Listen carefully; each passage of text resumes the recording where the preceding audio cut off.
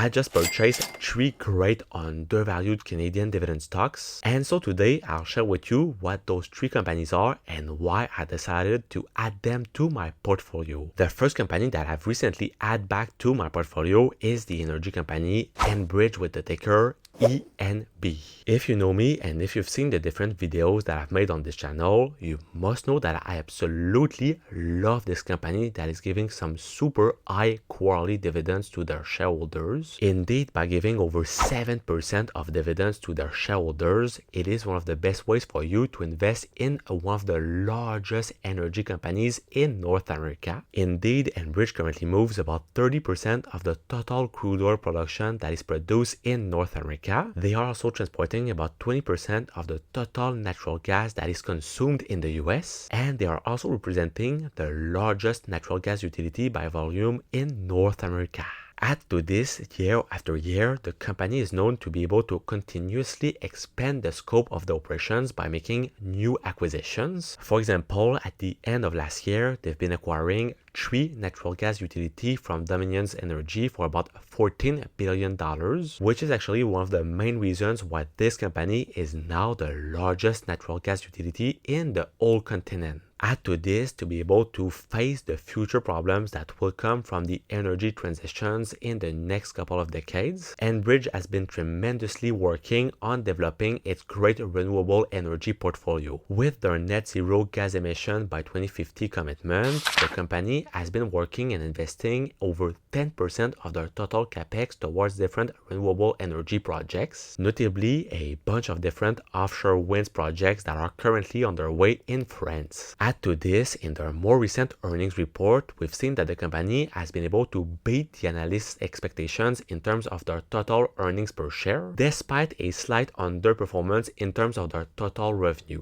In any case, we've also been able to see that the company has been able to increase their total EBITDA year over year of over 11%. Add to this, they've also been able to increase their distributable cash flow by over 9% year over year, which is helping them to keep a great target for their DCF payout ratio of between 60 to 70%. And so personally, with the great financial results that they've had recently, combined with the fact that their ex-dividend date was on the 14th of May 2024, those two factors and the fact that I have a big trust towards this company for the long term have convinced me to invest a certain portion of my total income into this company. Now, the second company that I've recently added to my portfolio is the telecommunication company Bell with the ticker BCE. This telecom giant in Canada that is currently worth over $40 billion has been struggling quite a lot since the past couple of years. Nevertheless, when we decide to analyze this stock, we might be able to notice that the worst might already be all behind them. The first aspect is the fact that the company is currently operating in a sector that has become pretty much essential to us over the past couple of years. Indeed, can you name me one person nowadays that doesn't have at least one telephone, one computer, or at least the internet?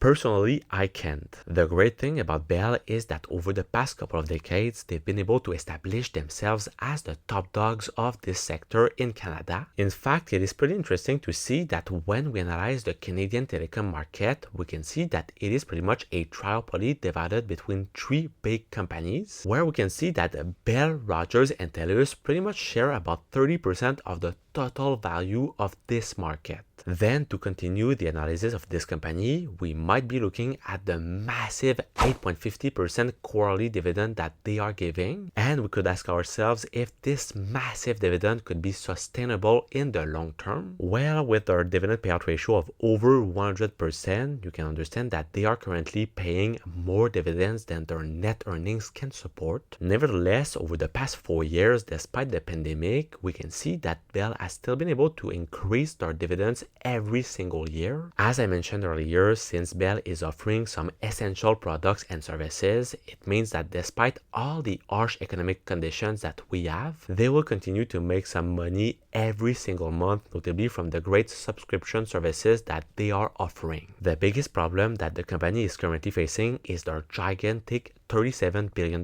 debt that represents a debt to equity ratio of over 185%. 5%. And so when we combine this with the numerous hikes of the interest rate that we've seen since 2022, we can see that this has made their payout ratio more than double. But on a brighter note for the investors, we've seen that the company has been recently announcing a massive restructuration of their total finance to be able to optimize and reduce the total expenses that they have to also be able to lower their total debt. It is why in March this year, we've seen one of the biggest layoffs of this company where they've cut thousands of different jobs and different radio stations. As bad as these news are for different families all across the country, from an investor point of view, it was the best decision that Bell could do. In fact, this operation should help them to increase their total net earnings that have been dropping by over 40% year over year. It is also why if the stock is currently down close to 20% since 1 year, this could represent a great potential buying opportunity for different investors, especially when we know that many analysts are forecasting a potential rate cuts in the next couple of months. This should give a certain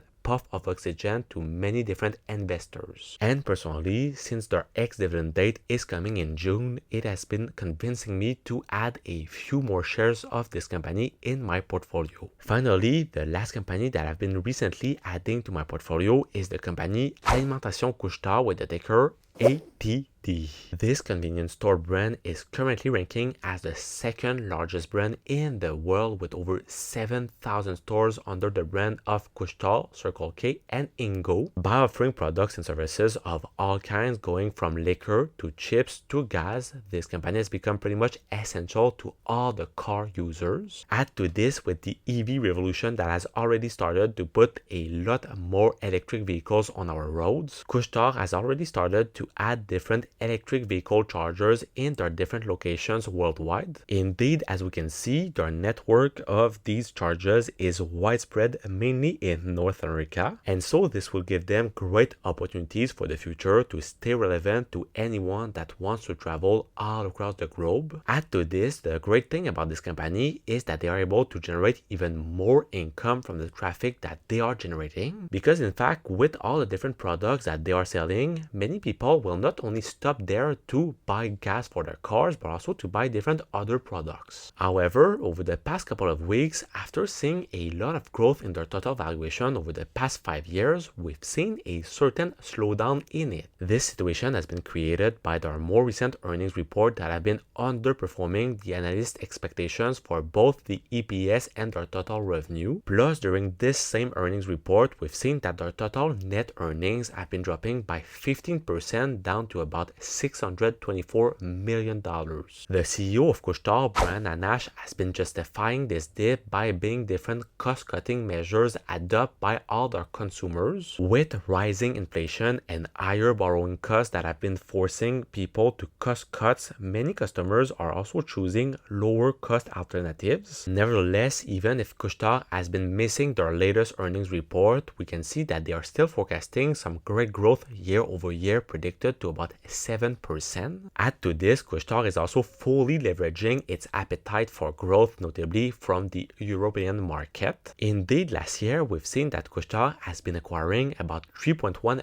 billion euros of assets from TotalEnergies, and so this deal has been increasing the presence of Couche-Tard in the European market by about 80%. Over the past couple of years, one of the biggest critiques that the company has been facing was its lack of presence into the European market except for the different Slavic countries. However, with these more recent news, they've been able to prove that the company can still continue to expand the scope of the operations, especially in this crucial market. Plus, the fact that this company has also been able to establish themselves as a real leader in this essential sector has also convinced me to continue to buy different shares of it. Plus, the great news about Couche-Tard is that despite all the ongoing volatility and all the turbulence that we could see with the economy, this company is a great candidate for long-term capital appreciation and defensive qualities because they are notably giving some super low dividend income of less than 1%, with a super low payout ratio of less than 15%, which is showing that all the rest of their net income is all invested in the company to make it grow even more. But now on your side, if you're looking for other great international stocks that are currently quite undervalued on the market right now, well, check out the video that's gonna be right over here, and I will see you soon. Peace.